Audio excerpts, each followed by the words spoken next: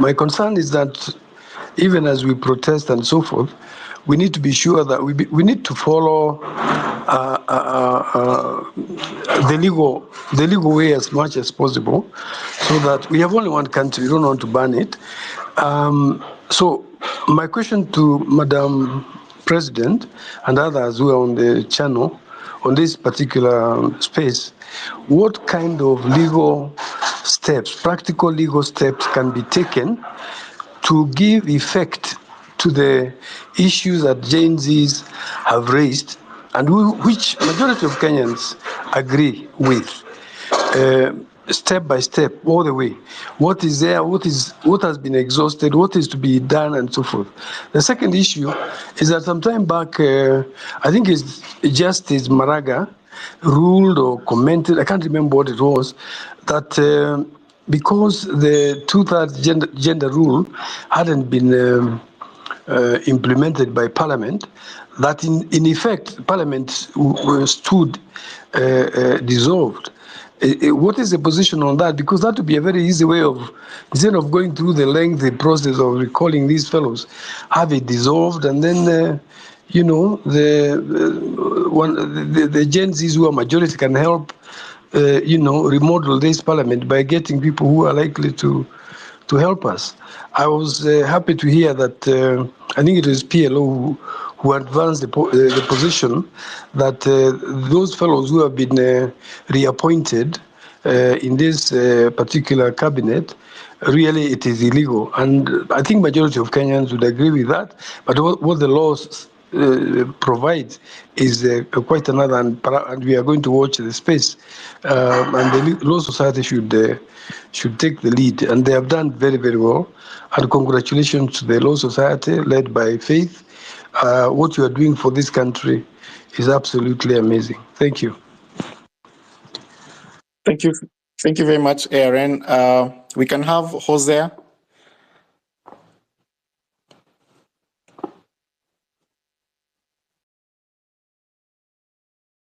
Hosea, kindly.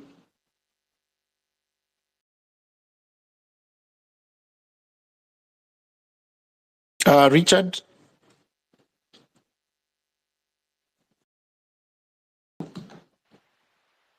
Thank you. Thank you, Madam President. I just wanted to talk about the representation of the people. You find that we elect the parliamentarians to go and present our views, but again, we've always seen that they don't represent our views, but they represent the views of maybe the parties that have sponsored them or the leaders who are behind them. And so I feel that you find again these parties also benefit from our resources, because at the end of the year, there's some allocation that these parties are given. If you look at the Political Parties Act, I think Part 3, Sections 23, 24, and 25 talks about the funding to these parties. And I think they are given 0.3% of the national revenue. And this comes about because someone talks about when they get to the parliament, then there's that jostle. Some independent candidates now cross over to certain parties. And this should not happen. So I feel that this clause should be maybe abolished, so that the revenue that these people are getting from this should help us do something else. Because again, you find that there are parties that are sponsoring people to parliament, yes, but again, they don't represent the views of the people, but they represent the views of either the party leadership or the leaders behind it. So I think there's poor representation of that, and that money should be used to do something else. Thank you. Thank you, Professor Ombati.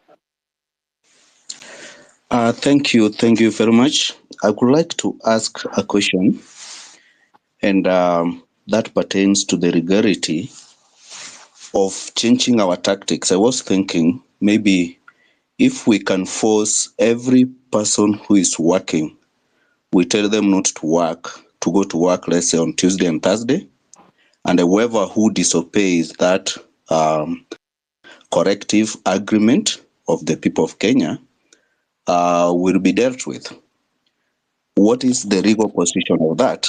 The second thing about corruption, in our laws, do we have punishment for corruption? Secondly, what is the threshold for someone to be convicted? Because you can't tell me that money gets lost, and we have people who signed, and we are told like we cannot trace that money. How? Can we lower the threshold of corruption so that way we can easily deal with these people? Because it becomes not easy when we know the procurement departments and the people signing the money are there, but we say the money is lost. Those are my two questions. Thank you. Lumadede? Then we can have responses. Lumadede? Yes, thank you so much. I had three issues. One is the issue of education that has already been handled. Maybe to just emphasize, if there is a way that we can force the issues of bursary to be in an education fund, if there's an official way of doing that, so that it is not at the knee of the different members of parliament and elected officials, it can be good.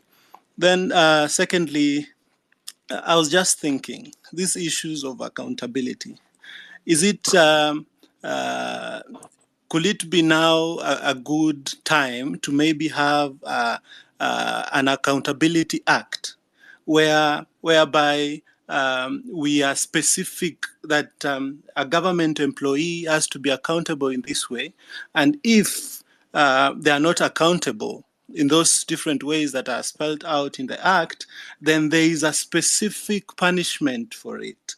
Maybe having an accountability act will solve some of these issues of impunity that we see here and there, where you see even a CS goes to the TV and he says he doesn't know the people who are shooting.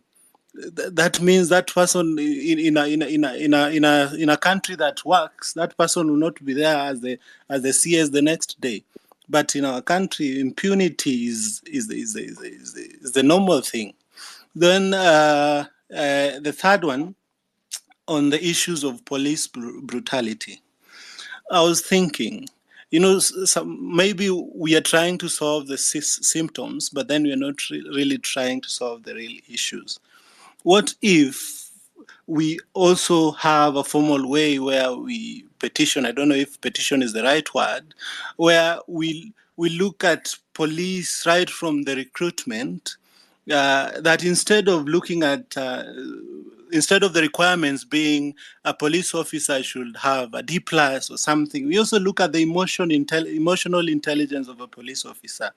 That, some of these things, it's a police officer who didn't have the emotional intelligence of dealing with a particular issue.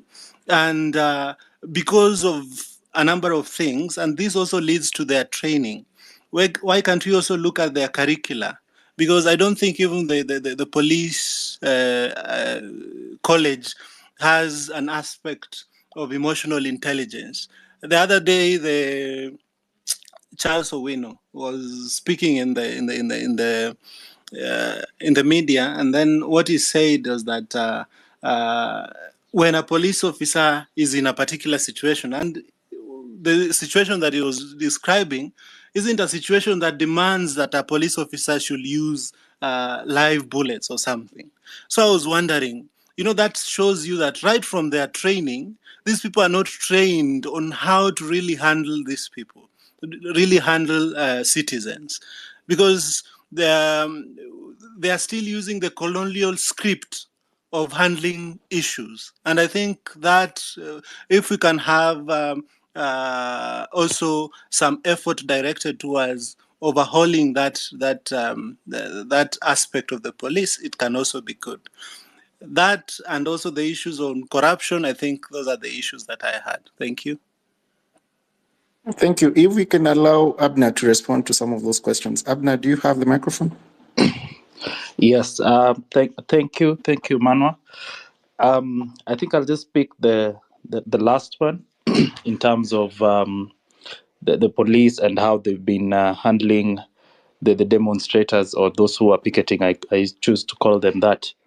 I think we've experienced a lot of police brutality, and for me, it goes more towards the in terms of leadership, of in terms of how they are led and then the kind of instructions they're given. Remember, the Law Society has gone to the extent of petitioning the High Court in terms of buying the police from using excessive force and equipment such as the water cannon and the tear gases to tarnish and break away peaceful demonstrators. And we have gotten orders to such extent, but unfortunately, the police have continued to orchestrate a lot of brutality and force against peaceful citizens who are advocating for their rights. So, first of all, it is a matter of leadership. We expected that at the point of which the former Inspector General resigned, we had hoped that we would see a difference in terms of how the police are conducting themselves. But unfortunately, we witnessed a lot of police brutality. This week on Wednesday, we were in court where we represented 109 peaceful Kenyans who were demonstrating. And unfortunately, we witnessed so many of them who were injured, who could not even walk. They had bruises. And these are some of the actions that we will be calling upon the Inspector General and the police service to take responsibility in terms of how they have handled the Kenyans. But I agree with you, but perhaps it goes down to things like training. I mean, emotional intelligence is something that perhaps goes to how somebody has been trained. So perhaps as a nation, this is a conversation we should have in terms of what kind of training are our officers given, and perhaps what kind of people do we want to have in the service serving Kenyans as police officers. I'd pick another question on. I think one of us asked if we can have a directive where if somebody does not chooses to go to work and does not demonstrate, perhaps if we could have them reprimanded or punished and so forth. I think the Constitution of Kenya makes Kenya a democratic country, and you will agree with me, not every single Kenyan is for this type of protest. There are those Kenyans who are opposed to these recent demonstrations. We recently saw a research by TIFA that was commissioned by TIFA that showed the kind of responses that Kenya have towards the recent demonstrations that we've had. So we would agree. You would agree with me that not every Kenyan is in support of this demonstration. So Kenya as a democracy, you cannot force each and every one of us to be part of this demonstrator. So I would agree with one of the speakers who said that perhaps if we could have a unity of thought, perhaps if we could not have so many perhaps platforms where we are communicating the same thing, so that it makes it easier for those who are in support of these demonstrations to have maybe one agenda, move in one direction, rather than having splinter groups. But we, as a democracy, cannot force each and every single Kenyan to be part of perhaps something that, in their own right, they do not subscribe to. I'll pick those two questions. Thank you. Thank you, Council. Lord Masaba, your question kindly, if you can shoot.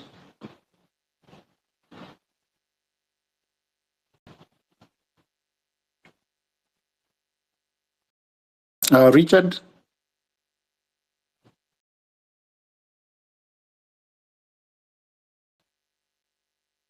Mwageka.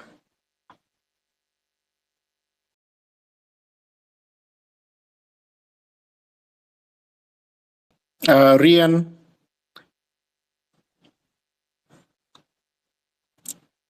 Ryan, whichever. Rian, can someone hear me? We can hear you.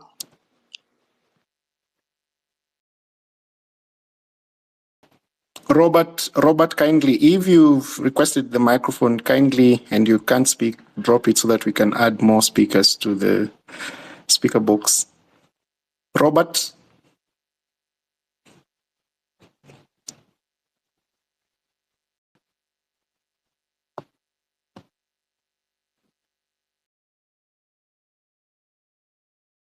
Robert, can you hear me?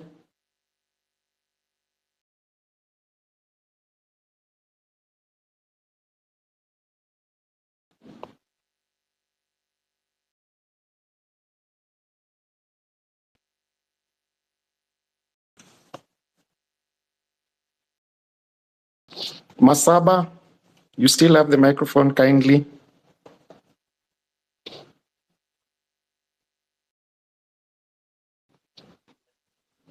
Perhaps, Manwa, as we wait for some of our speakers to get ready, I've just seen somebody send me a message. They had inquired on the two-third gender rule in terms of compliance of the constitutional threshold, that the cabinet should not have two-thirds of the same gender as members of the said cabinet.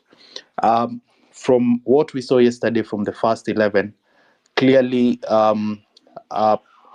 unless we are jumping the gun, there could be possibility that that particular rule will not be complied with.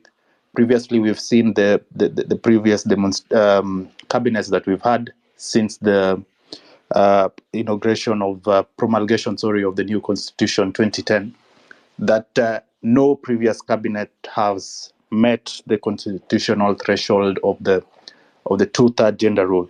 So perhaps we could be a bit patient and see how the next half of the cabinet will be constituted, and perhaps that could form part of the grounds in which members of the public could petition or submit their memorandum as to the unsuitability of the cabinet. The two-third gender rule is a constitutional threshold, and I think the government, the president, being the head of the executive, has direct control, power, and authority to make sure that that particular provision of law is complied with. Unlike the legislature, which the people directly elect, and perhaps no one has really control as to the constitution or the compliance with the two-third gender rule. In terms, when it comes to the executive, I believe that the president has the power to make sure that that particular provision of law is complied with. So perhaps if we could wait and see the second half or the second 11 of this particular cabinet, then we would be able to also submit our memorandum as to the unsuitability of the cabinet in terms of compliance with the two-third gender rule. Thank you. Manuel, just to add on to that. Yes, proceed kindly, PLO. Thank you. Just to add on to the two-thirds gender rule.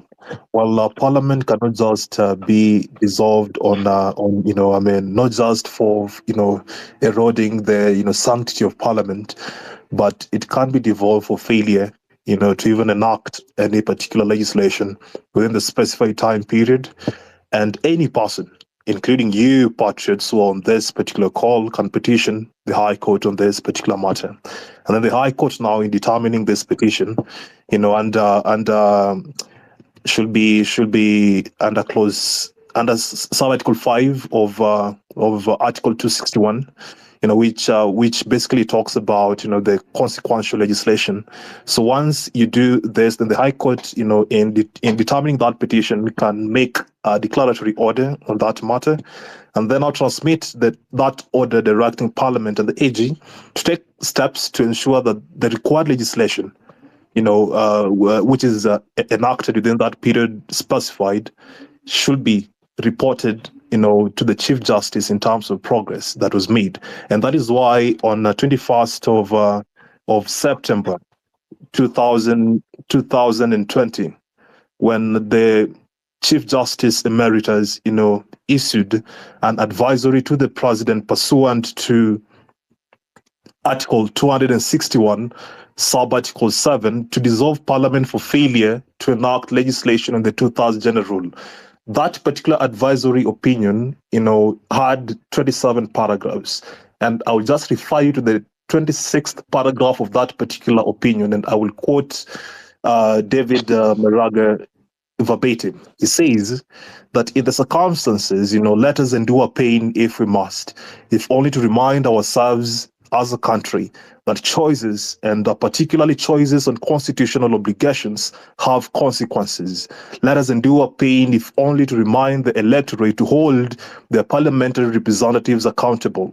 Let us endure pain if only to remind ourselves that as a country, being a democracy that has chosen to be governed by the rule of law, we must say no to impunity and hold everyone accountable for their actions or omissions. That was David Maraga in that advisory opinion. And that is what I advise all of us and beseech all of us, implore to all of us to maintain that particular mindset. Back to you, Manuel. Thank you, Council, for that. Let me invite several other speakers to ask their questions and make contributions. Bad Girl.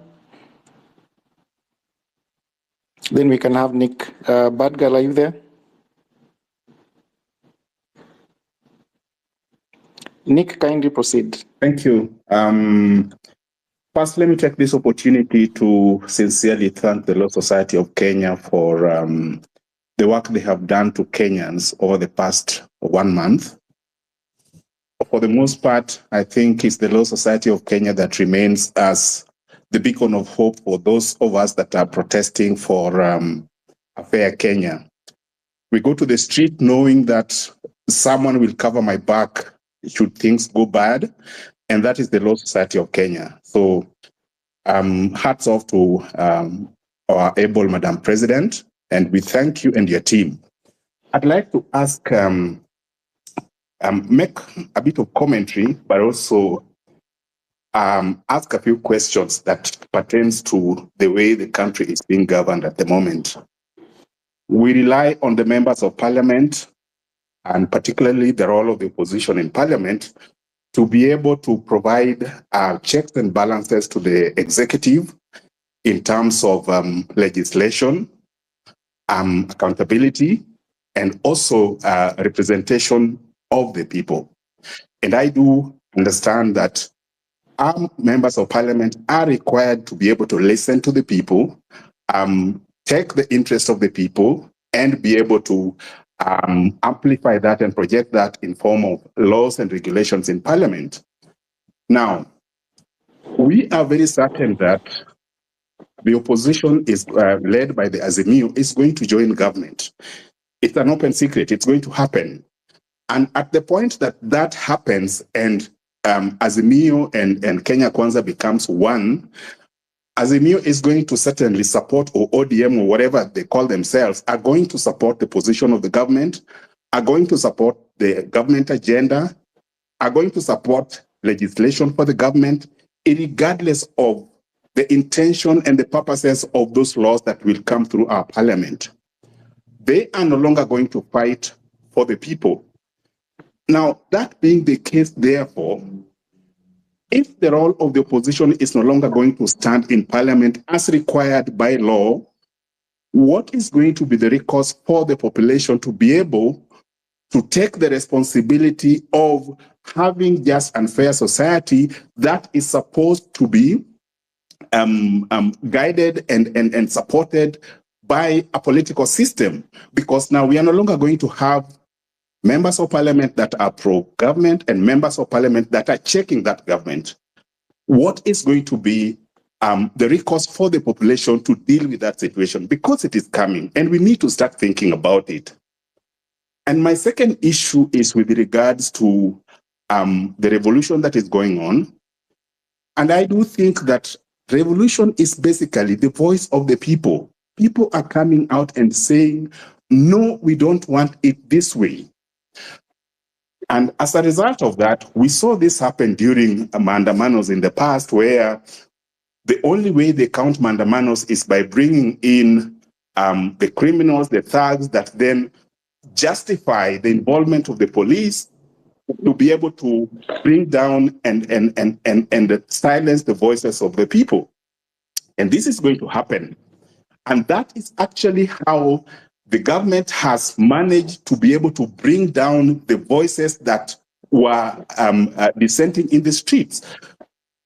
Bring in the goons, embed them into the demonstrating people, then start to beat, kill, and maim the innocent people that are just trying to talk about their rights, and leave these other criminals walking scot-free to come back to the streets another day to be able to silence the voice of the people. I am just asking myself, what other alternatives as a population do we have as the people of Kenya to be able to continue to speak our voices and voice our frustrations against this completely failed regime without putting the lives of our people at risk? We know so well that it is the government and the police and the deep state that is basically banning businesses, shooting at people, but at the same time, turning the guns to the innocent people, arresting them, following them, abducting them, without any recourse for justice for the same people. Now, some of this, basically, I don't expect anyone to answer. Some of these are just basically my frustration and the frustration of so many other people. But I do think that there should be a reason somewhere. We've seen what is going on in Bangladesh. We've seen what is going on in other parts of the world. That it is possible to be able to bring in change in our society through civil disobedience, peaceful civil disobedience. It is possible, and we are going to do it. But we have to think of strategies, means, and ways of accomplishing this in the current Kenya, with the history that we have about the police and the state.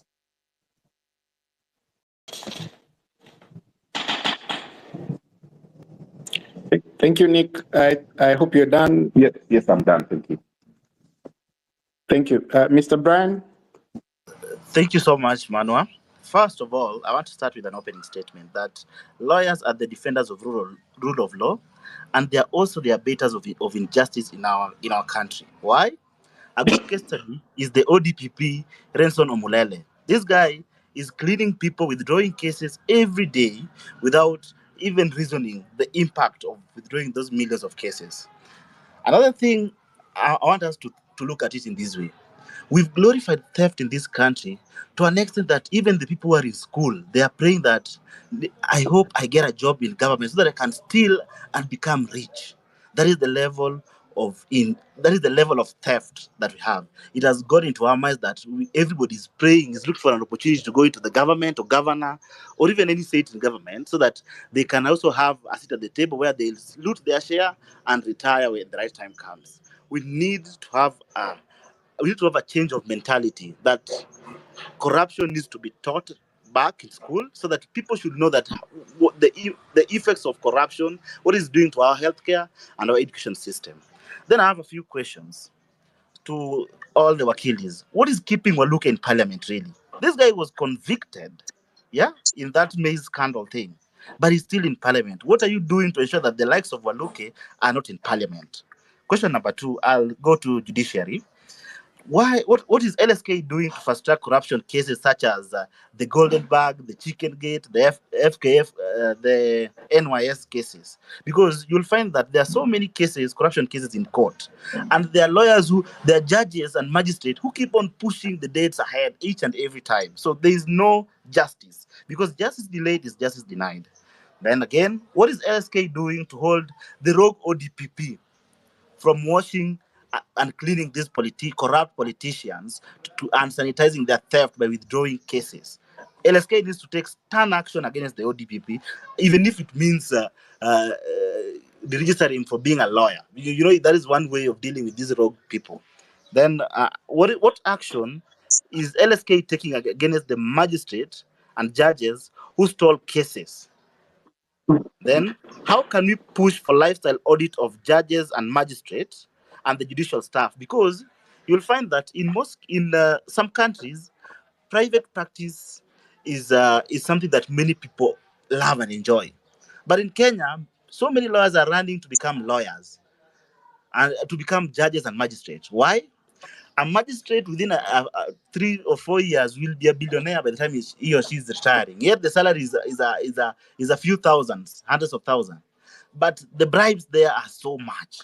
What is LSK doing to ensure we have regular lifestyle audit on all the judicial staff? Then lastly, I'm still going to go to the Omulele guy. What course of action can the LSK institute cases, especially these corrupt cases that the Omulele is withdrawing? Can the LSK initiate criminal proceedings against Omulele so that he can be held accountable to all the cases he's withdrawing? Thank you guys and have a good day. Thank you, Brian. I think I need to remind you all that as the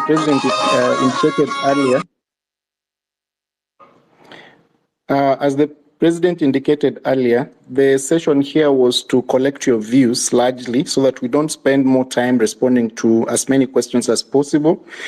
It's important to remind you also that we had requested that if you have information that you think can help us build data on the disappearances, on the questions of arbitrary arrest, on the questions of individuals who have lost their lives and the families.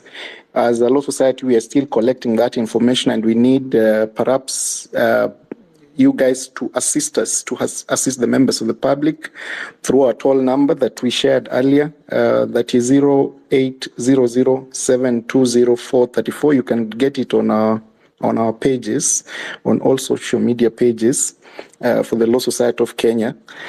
I have had a few questions. I don't know whether the president is there, but I want to respond to some of them.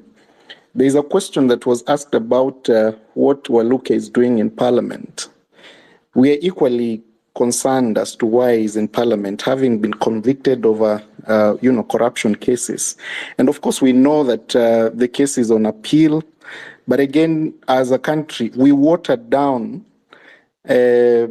Article 10 and Chapter 6 constitutional requirement for holders of public office in 2013. If you remember, we allowed, the IEBC allowed the aspirant then for the position of the president and deputy president to run for office while they were actually answering to allegations before the International Criminal Court. Since then, we have had all manner of people being approved by the IEBC to run for office while they have ongoing cases. And I think it's time to rethink those provisions under the Constitution on leadership and integrity. The Parliament attempted, of course, through the Public Officers Ethics Act, to try and implement the requirements under Article 10 and Chapter 6 generally on individuals we allow to run for office. And I think it's an ongoing conversation, especially on the question of ensuring that individuals who have cases and who have been, especially those who have been convicted, there is an argument that, of course, you must wait for the court to declare that you are guilty of the offense that you are alleged to have committed.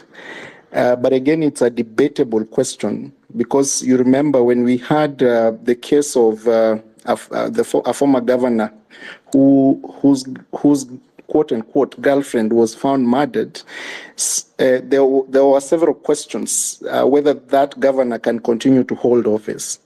And again, we call upon these county assemblies. And these individuals create precedents that are followed over and over again that paint a bad picture to the kind of leadership we have. And somehow we take the blame as members of the public for the individuals that we choose to elect to hold, or rather to represent us in Parliament. If we took time when we are going to the ballot, scrutinize the individuals who present themselves for office, look at their character, their previous conduct, and reject them on the ballot.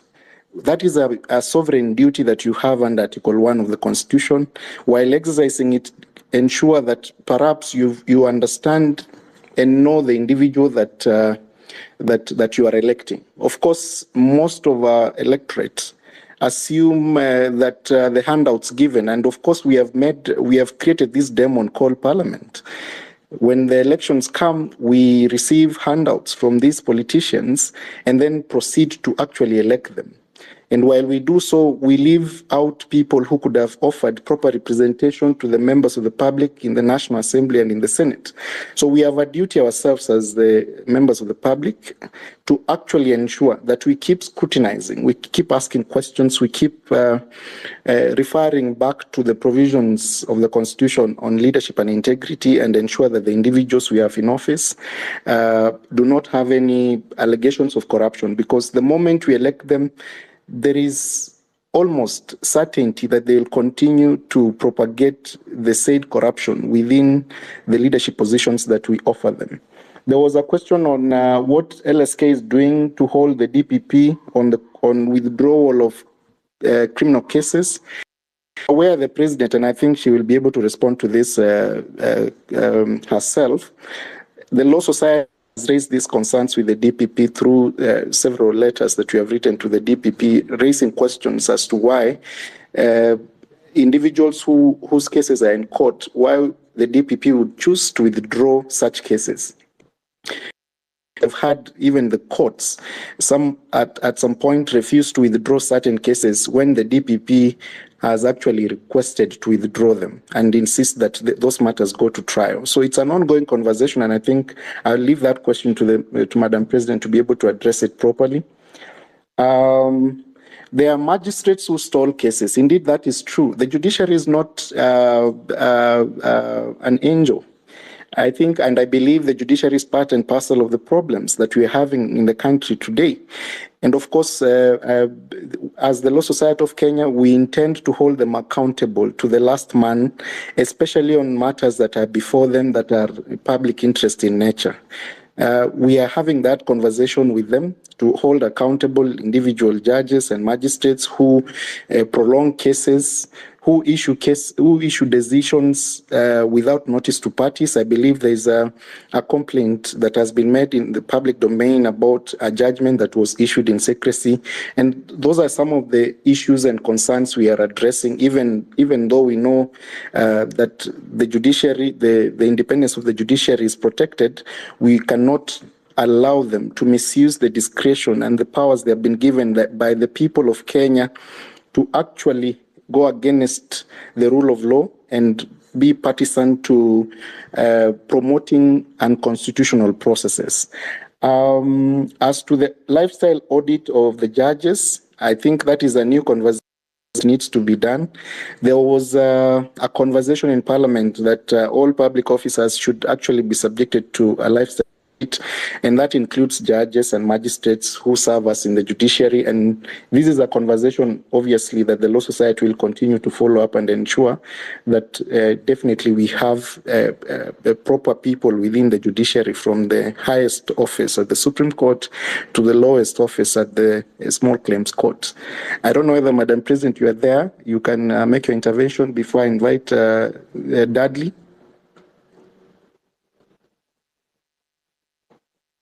With regards to withdrawal of cases, that's a concern that we had, and we have continually raised. Sometimes the DPP citing inadequate evidence, but that is a concern that we have raised, and we said the moment they should make a decision whether to charge or not, so that we do not have a scenario of cases being withdrawn.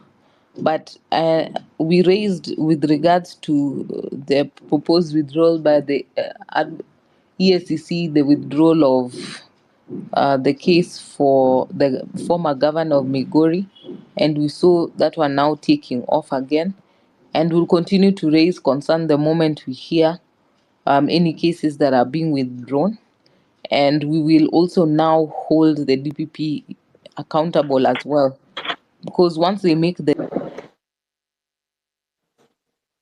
to be a fair arbiter, because it's also prejudicial for you to be taken through the criminal justice system. You're charged, you put on your defense to respond to charges, you hire lawyers, and you go through all the psychological as well trauma to be taken through the rigors of the criminal justice system, only for one day the matter to be withdrawn that there was insufficient evidence.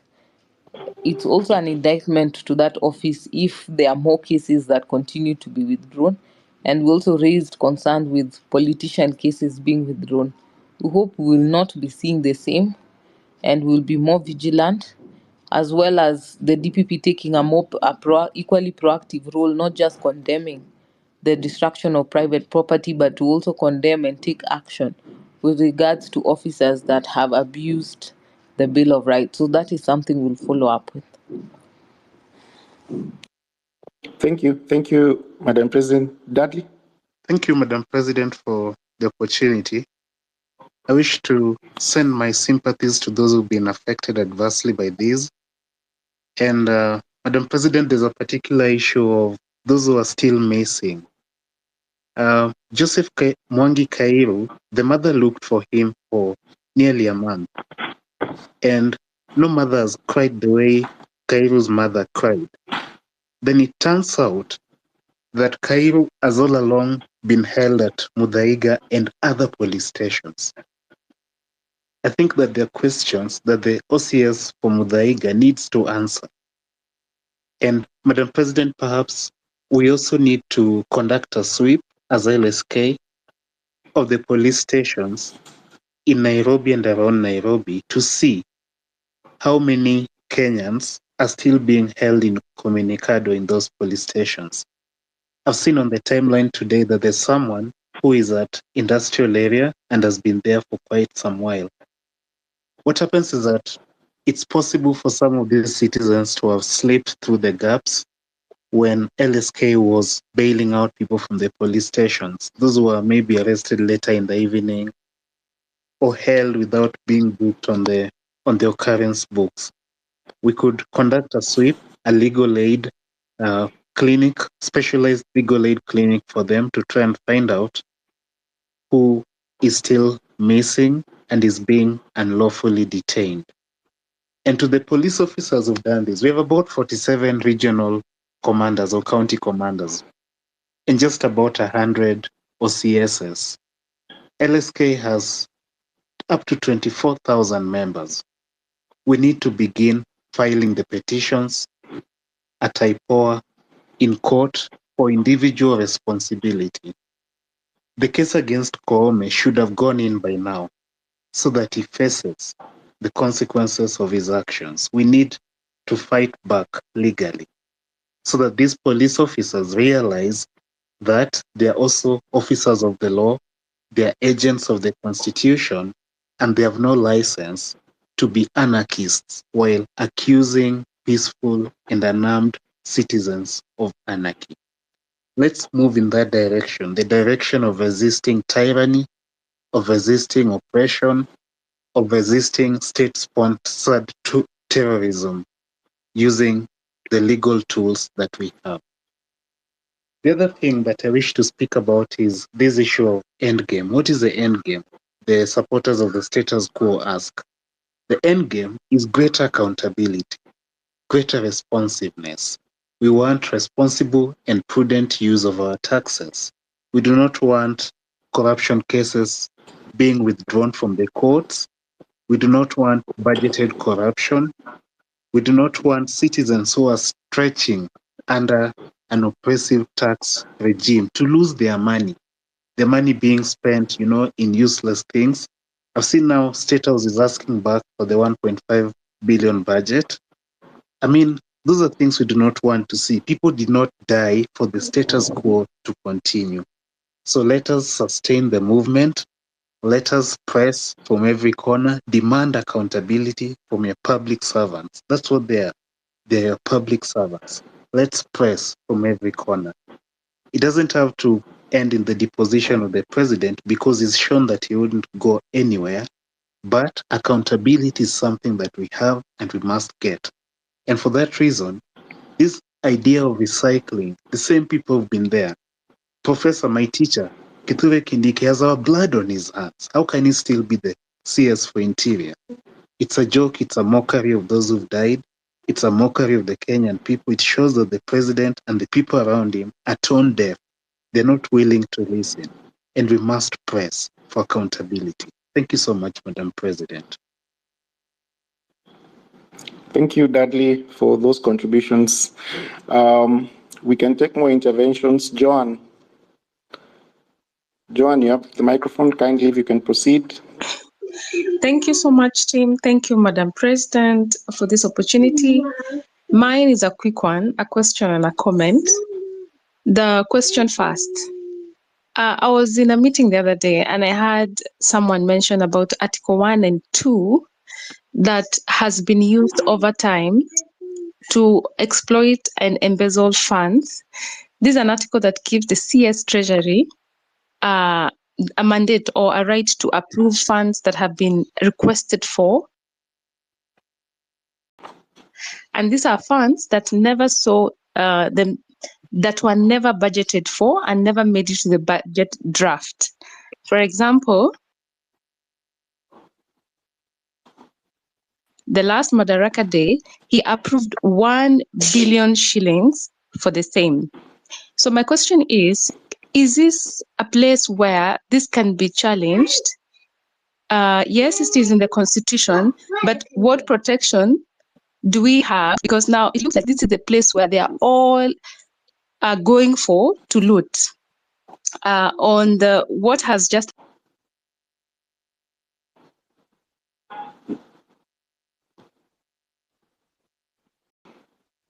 happened, clearly it shows in this country you have to be important to be given a position. These guys were fired because he himself, he said that were incompetent. But again, they're back. Either he's out of touch to get in this.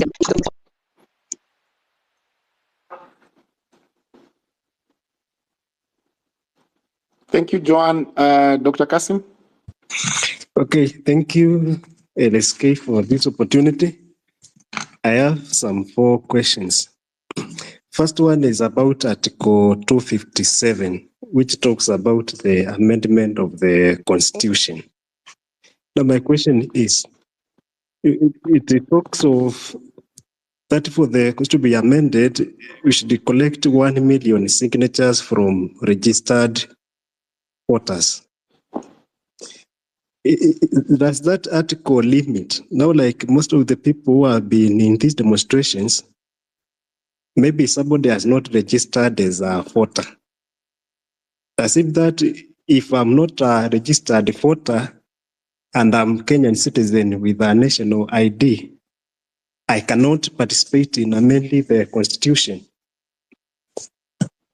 The second one, about these other independent organizations, like we have teachers, we have doctors, like in the code of conduct for teachers, they normally say that teachers should not participate in political activities. When you go to the Bill of Rights, everybody has a right to participate in the political activities of our country. So does a code of conduct of a certain association supersede the Constitution? Then I may seek some interpretation of Article 152, which says cabinet secretaries should not be members of parliament. What was in the mind of the drafters? Should we be happy people who are members of parliament, then they resign to take up cabinet slots? Or what was exactly the intent of the Constitution? Then now the last one, about the impartiality of our speaker.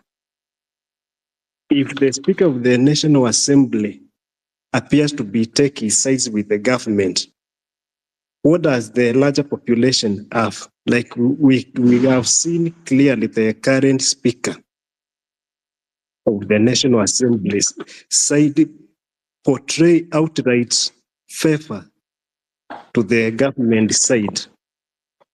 What do we have as the citizens? How can we address that? Then lastly, if we were to propose for an amendment of the Constitution, like we have been talking of limiting the number of elected posts, what if these people collect 1 million signatures and the amendment is rejected by the county assemblies and maybe the National Assembly because it's touchy on them? Is there another avenue we can have to change the Constitution? Yeah, thank you. Thank you very much, Dr. Kasim. We can have one more before, Madam President, considering that those are 5 questions, if you're available, you can respond to some. Then I can have Abner. Yes, you can hear me? Yes, yes. Yes. There's a number of questions I've noted down. There was a question on, I think, one of the previous speakers in terms of the role of the opposition, where he complained of perhaps, quote unquote, the opposition being compromised. Now, perhaps if I could take him back to when the president was signing the IBC bill into law. Remember, there was a bipartisan team in parliament that worked on what they termed the NADCO report that was approved by parliament and submitted to the president for recommendation. And there are a number of recommendations that the NADCO had recommended to the president for implementation.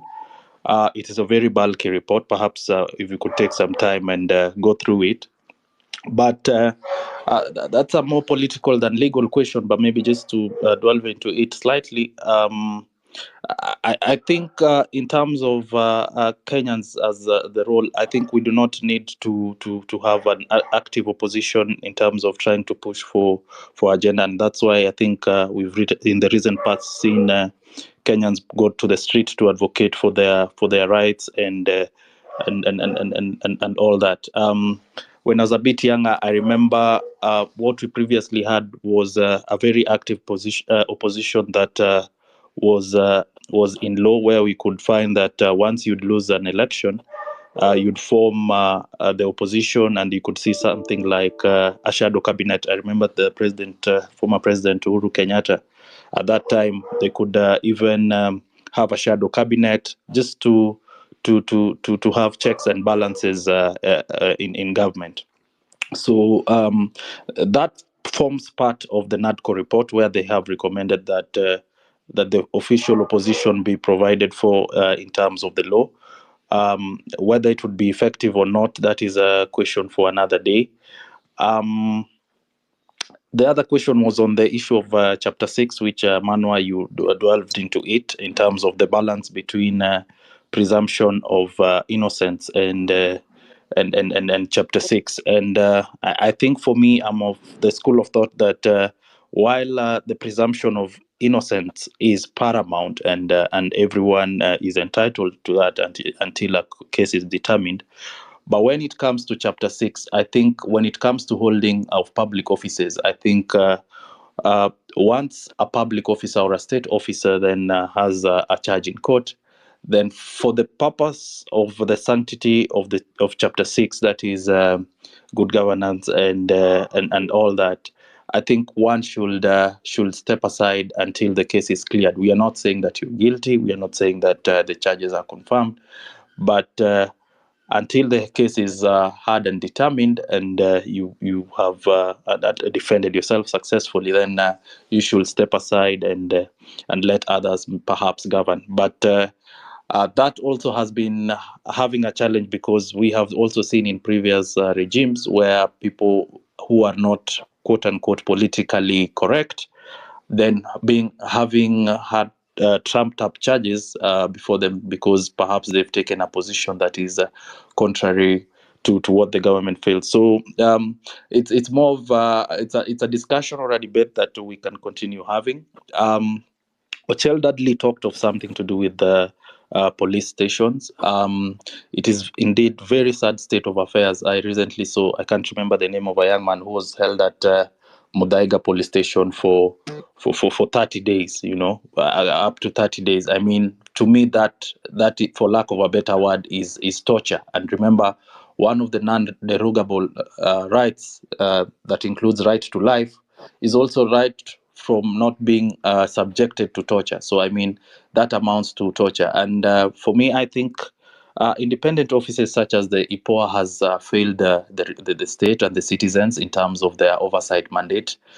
and they have turned out to be this dog that barks but cannot bite.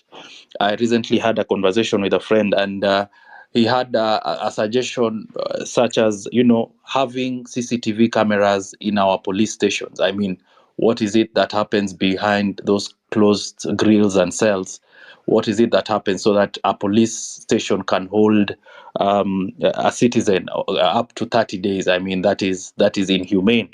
So those are such kind of conversation that we should be having, because Mano, you can attest, sometimes you are sure that a citizen has been arrested, is at a particular police station, but the police officer or the OCS denies that this person is not in this particular police station. So perhaps for accountability purposes, we can front for such kind of reforms, so that we have, I mean, a police cell is just a holding area. There's no secret there. So that for purposes of openness and integrity, then we can call or demand for footage and see whether this person is being detained in that station or not. Maybe perhaps to the last speaker, I only managed to get the last part in terms of what happens if we are trying to amend the constitution, and at some point perhaps the political class then in their way manipulate and reject.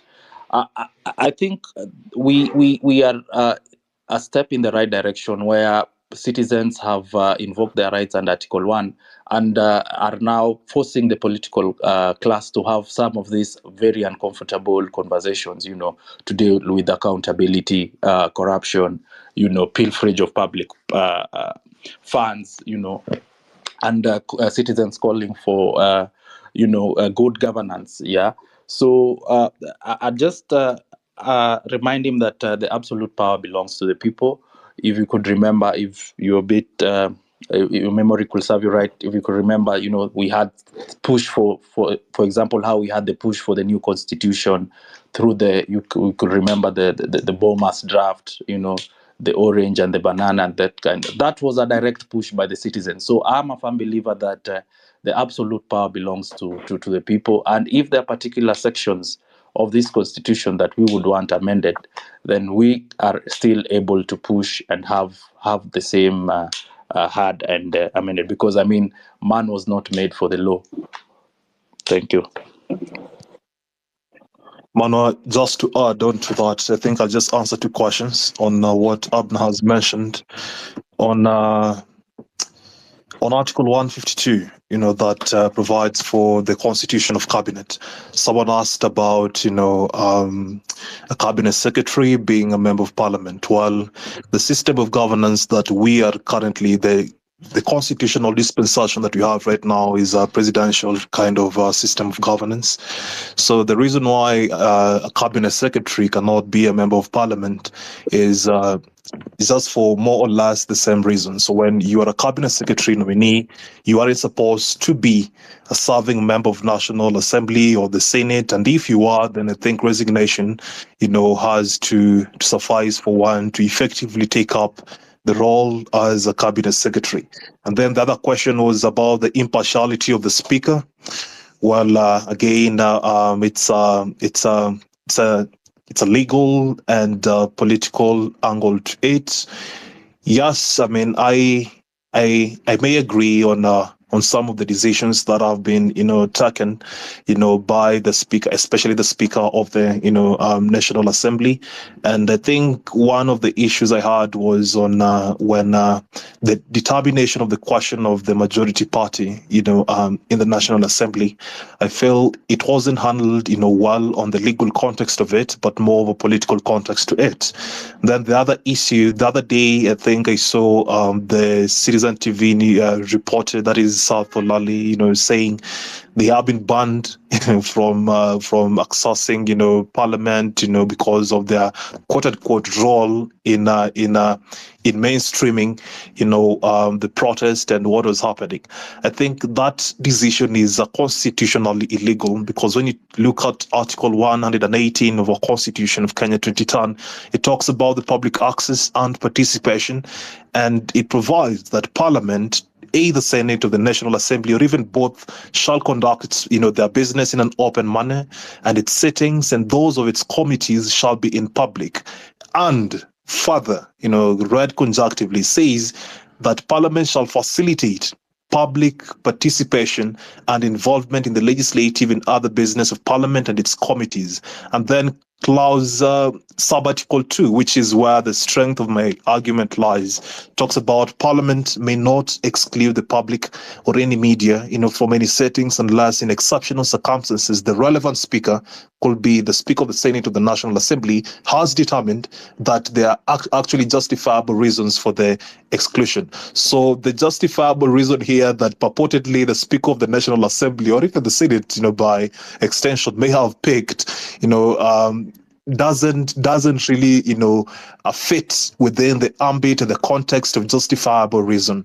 So I think that was a political decision that should be challenged because it violates not just the rights of the media as constitutionally enshrined, but it equally violates the right of the members of public to access information through mainstreaming of media when they project the proceedings happening in Parliament, either Senate or the National Assembly. Yeah, so back to you, Manuel. Thanks. Thank you, PLO. We'll have Redemptor kindly proceed and raise your concerns. Redemptor, you have the microphone. Hello, can you hear me? Hello. This is Redemptor. Yes, we can hear you. There's someone else speaking. So I'll go very fast. Thank you very much for the opportunity to speak. Thank you, Madam Chair and LSK for the work you're doing. Because now it's not a matter of when the young people go to the streets, it's if they go to the streets. Before I ask my questions and make my submission for self-preservation, I'd like to say, mimi ni mtetezi, mwandishi na mzazi, and pia mwananchi, so that when people ask why I'm so active on X Spaces, we are living in bad times. Before I forget a question that has just popped up now, Justice Dande in a Malindi court had banned, I think, tear gas and water cannons. And now we've seen the introduction of the orange smoke. And there are theories that it's a dangerous, it's a burnt substance, it has side effects. So I'd like someone to address that. Now on the vetting, I would like to ask a question that somebody had raised, that when the CS security said he does not know about the hooded men and he is now being reappointed, as an individual, you can be a target if you move to the vetting board and make an objection. Is it possible for somebody like LSK to make presentations about what happened under Kindiki's watch? Because if I say it as Redemptor, I could get in trouble. My other take is just the need for champions for justice in this during this period to make their voices heard more than. There's an echo. Somebody's mic is on. Kindly continue. You can continue kindly. Redemptor, you can unmute yourself.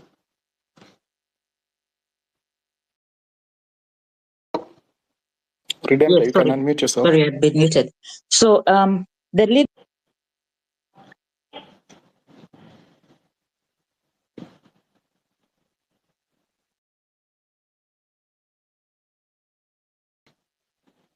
Redemptor, kindly unmute yourself.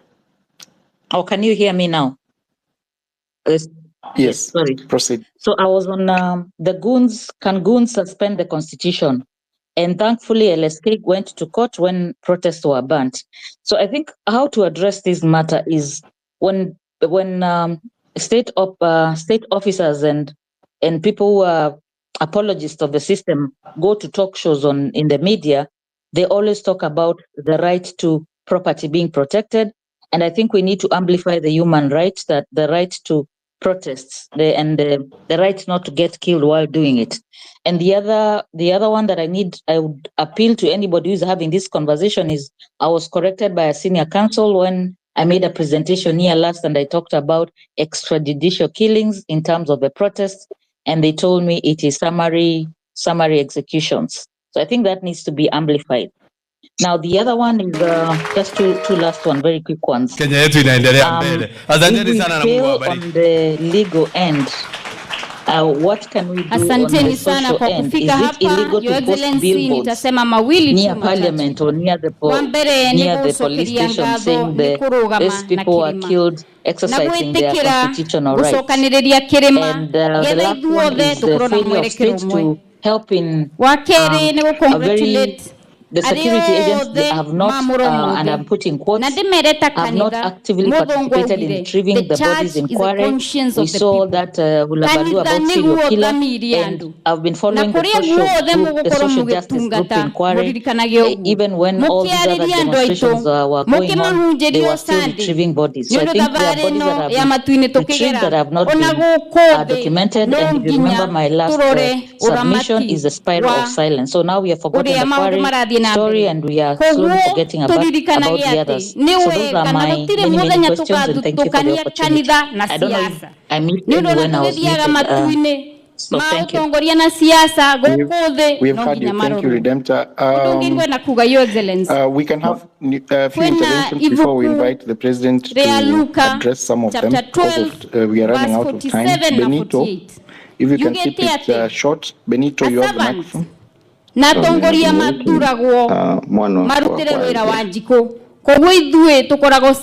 Apologies, there are so many speakers. Benito, are you there? Mwangi, you can proceed. Thank you, Mano, for the chance. I'll keep it brief, but I want to address, I think, 2 points. And this point was raised by a gentleman called Thomas, and then there is a professor, then Brian International. And I think this is the issue about morality. I think our country is not short of laws. We have enough laws. And I want to make my statement regarding corruption and members of law society being actors in that. And I know you did allude that you talked about people have the right to be represented, but actually on a morality it's wrong. And actually, Manuel, you addressed that question in a way that was very, on the sidelines. I think if you have,